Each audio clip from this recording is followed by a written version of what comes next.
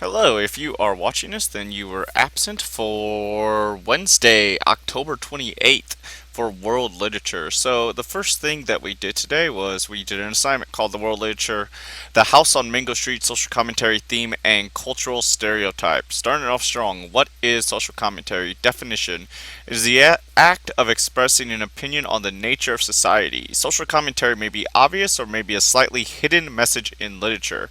Take a look at the vignette Geraldo No Last Name on page 65. Read the following passage. His name was Geraldo, and in his home in another country, the ones he left behind are far away. Will wonder, shrug, remember. Geraldo, he went north. We never heard from him again. Social commentary is taking a look at the world around you and saying what's right or what's wrong with it, or it's making an observation. If you can look at the businesses in Galesburg, you could say so. There could be some commentary saying that Galesburg is a poor town ever since McTed left. If you look at America right now with some of the issues that are going on, like police brutality that has been brought to a heavy light, there's social commentary out on that. This particular vignette really deals with immigration and the way that we look at people that come into this country. So there was a lot of different consider the following questions. Notice how it says consider, not answer. There's a little bit of a difference there. So consider the following questions. What do you think this means? So there's a couple of things you can really highlight here. Like Geraldo, he went north. I think that it's talking about him coming from Mexico. Uh, his home is in another country. His home is in Mexico. The ones he left behind are away. Will ever wonder, shrug, and remember. So this is his family that they're discussing. Why does this matter where Geraldo's home is? It matters because, very simply, it gives context to this idea of him going north. It lets us know a little bit about Geraldo. He came to America for a reason. What does this say about how people feel about his death? Well, he has his family that's far away that cares about him, but people around him in America don't. What does his home have to do with his identity? Again, we answer this kind of in number one, as far as he's an immigrant and he came to America for some reason. We don't really know exactly what reason, but we can infer. Infer is making intelligent guessings. So we'll go ahead and continue on. Read the following passage, and maybe if the surgeon would come, maybe if he hadn't lost so much blood, if the surgeon had only come, they would know who to notify and where. But what difference does it make? He wasn't anything to her. He wasn't her boyfriend or anything like that. Just another brazier who doesn't speak English, just another wetback. You know the kind, the ones who always look ashamed. Consider the following questions. How is Geraldo stereotyped? So Geraldo stereotyped as a typical immigrant who comes to America, never learns English, is lazy, um, and is just kind of down. A wetback is a really derogatory term for those who are immigrating into the country and they cross a river or something like that, so they are wet. But it's not a nice thing to say. What is Sorrel Soneris inferring when she writes, but what difference does it make? They would know fire, but what difference does it make? It makes a difference that it doesn't really matter in the grand scheme of things because there are so many Geraldos out there in the world, and the fact that he died wasn't that big of a deal. What does it say about how surgeons and other people in society view someone of Mexican descent?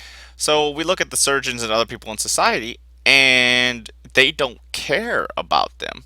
Um, we can think of surgeons as either white culture or the rich culture, and they could care really less about Geraldo. Geraldo is just a lesser being to them. Does Geraldo have an identity of who he is, I should say, just associated with the stereotype of his culture? A little bit, um, but he's more of a collective of the Hispanic immigration. Um, Talking about how they give him these stereotypes, these commonly held beliefs about how he doesn't speak English, he's just another wetback, the kind. But at the same time, Sandra Cisneros, I think, kind of speaks about, there are these individuals, and it's important to recognize for who they are. Think about the title of it, her no last name in the context of the chapter, and consider the following questions. What is the chapter saying about the nature of Esperanto society? So this is where we start to get into social commentary. So her all or no last name is really talking about how we don't care about those immigrants. How we have these immigrants that come to America and they're ignored, they're devalued, they're not considered as people. They fall in between the cracks, and when one of them goes away, nobody really goes and cares about them. Talk about maybe we should get to know these people, or maybe they should be identifiable. How does society view Hispanics? It's very similar to question number 7. Uh, we view them not as people. They are just things almost, just a part of the poor that we don't care about. Are there any other moments from now where something similar occurred? Yeah! Called Those Who Don't. It says directions. We read the Nick, Those Who Don't on page 28 and write about the theme, cultural stereotypes, and social commentary present in the chapter below. Make sure to write in complete sentences. So theme. So theme is what is the message of this story. It is not a summary. Don't give me a summary. I get sick and tired of reading summaries. Theme is what is the message of this. I want you to go back, read Those Who Don't. It's not very long. Cultural stereotypes. There are white and Hispanics. They're the browns in this chapter. So, what are some of the different cultural stereotypes of the whites? What is the stereotypes of the Hispanics? Social commentary. What is this saying about society? What is it commenting about that? That was your assignment. We also had reading for the day. We read starting on page 70 to page 85. So I'm going to go ahead, rock and roll with this reading. The Earl of Tennessee. Earl lives next door in Edna's basement. Behind the flower boxes, Edna paints green each year behind the dusty geraniums. We used to sit on the flower boxes until the day Tito saw a cockroach with a spot of green paint on its head. Now we sit on the steps that swing around the basement apartment where Earl lives. Earl works nights. His blinds are always closed during the day. Sometimes he comes out and tells us to keep quiet.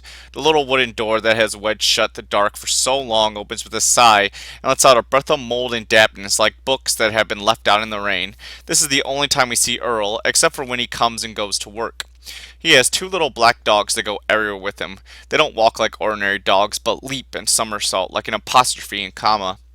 At night, Nanny and I can hear when Earl comes home from work. First the click and the whine of the car door opening, then the scrape of concrete, the excited tickling of dog tags, followed by the heavy jingling of keys, and finally the moan of the wooden door as it opens and lets loose its sigh of dampness.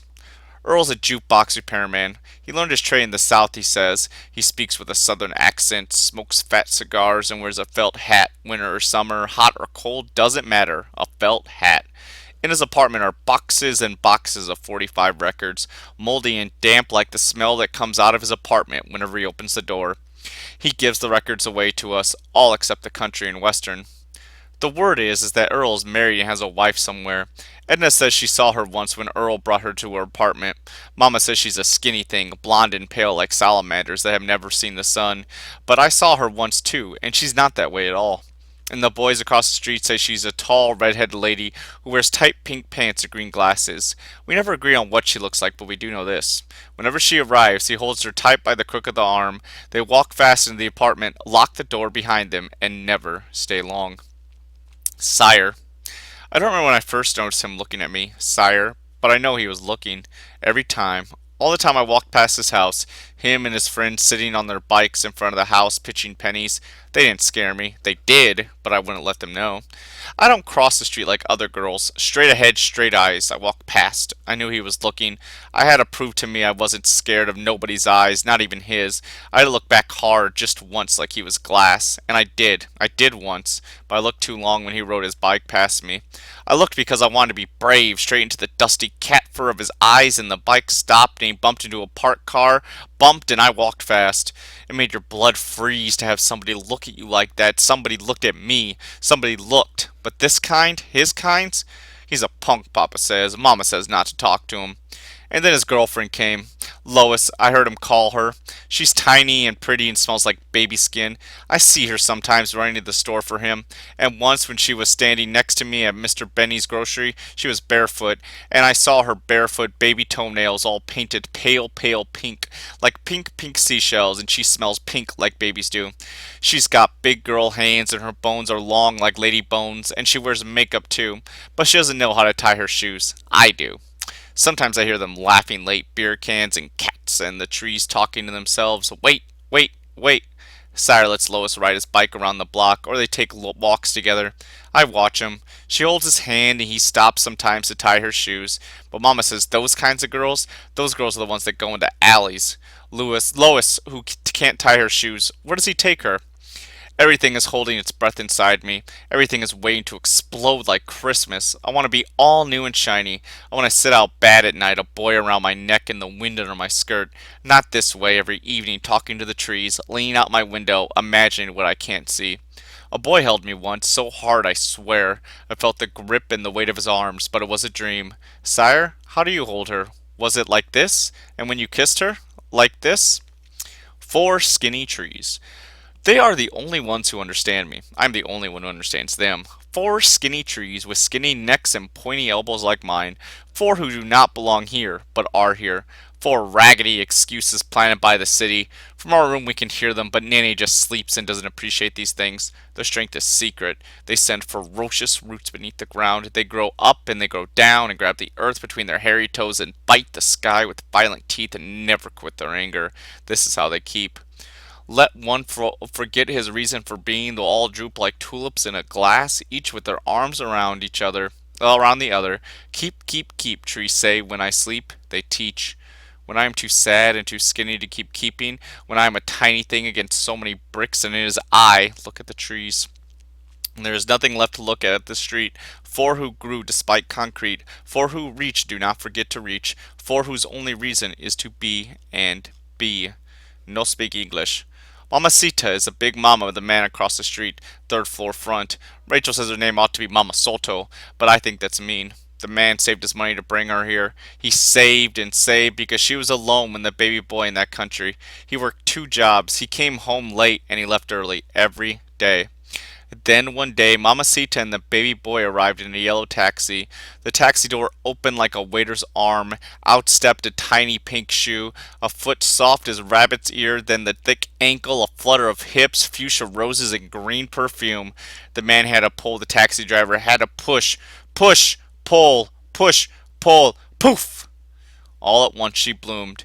Huge, enormous, beautiful to look at from the salmon pink feather on the tip of her hat down to the little rosebuds of her toes. I couldn't take my eyes off her tiny shoes. Up, up, up the stairs she went with the baby boy in a blue blanket, the man carrying her suitcase, her lavender hat boxes, a dozen boxes of satin high heels. Then we didn't see her. Somebody said because she's too fat. Somebody because of the three flights of stairs. But I believe she doesn't come out because she's afraid to speak English, and maybe this is so since she only knows 8 words. She knows to say, "He not here," for when the landlord comes. "No speak English," if anybody else comes. And holy smokes! I don't know where she learned this, but I heard her say it one time and it surprised me. My father says that when he came to this country, he ate ham and eggs for 3 months. Breakfast, lunch, and dinner. Ham and eggs. This was the only word he knew. He doesn't eat ham and eggs anymore. Whatever her reasons, whether she is fat or can't climb the stairs or is afraid of English, she won't come down. She sits all day by the window and plays a Spanish radio show and sings all the homesick songs about her country in a voice that sounds like a seagull. Home, home, home is a house in a photograph, a pink house, pink as hollyhocks with lots of startled light. The man paints the wall of his apartment pink, but it's not the same, you know. She still sighs for her pink house, and then I think she cries. I would. Sometimes the man gets disgusted. He starts screaming and you can hear it all the way down the street. "Ay," she says, she said. "Oh," he says again. "Not again. Quando, she asks. "Ay, caray, we are home. This is home. Here I am and here I stay. Speak English, speak English. Christ! Ay, mamacita," who does not belong. Every once in a while lets out a cry, hysterical high as if he had torn the only skinny thread that kept her alive, the only road out to that country. And then, to break her heart forever, the baby boy who has begun to talk starts to sing the Pepsi commercial he heard on TV. "No speak English," she say to the child who is singing in the language that sounds like tin. "No speak English, no speak English," and bubbles into tears. "No, no, no," as if she can't believe her ears. Raphael, who drinks coconut and papaya juice on Tuesdays. On Tuesdays, Raphael's husband comes home late because that's the night he plays dominoes. And then Raphael, who's still young but getting old from leaning out the window so much, gets locked indoors because her husband is afraid Raphael will run away since she is too beautiful to look at. Raphael leans out the window and leans on her elbow and dreams her hair is like Rapunzel's. On the corner there is music from the bar and Rapunzel wishes she could go there and dance before she gets old. A long time passes and we forget she is up there watching until she says, "Kids, if I give you $1, will you go to the store and buy me something?" She throws a crumpled dollar down and always asks for coconut or sometimes papaya juice, and we send it up in a pay in a and we send it up to her in a paper shopping bag she lets down with the clothesline. Raphael, who drinks and drinks coconut and papaya juice on Tuesdays, and wishes there were sweeter drinks, not bitter like an empty room, but sweet, sweet like the island, like the dance hall down the street where women much older than her throw green eyes easily like dice and open homes with keys. And always there is someone offering sweeter drinks, someone promising to keep them on a silver string. That is going to wrap us up for today. Thank you so much for watching. As always, sorry if you couldn't see my lips, by the way. As always, one of the things to remember is that I'll record another video explaining what these chapters were about if you're interested. If you got them, super cool. I hope to see you shortly. Thank you all so much for watching.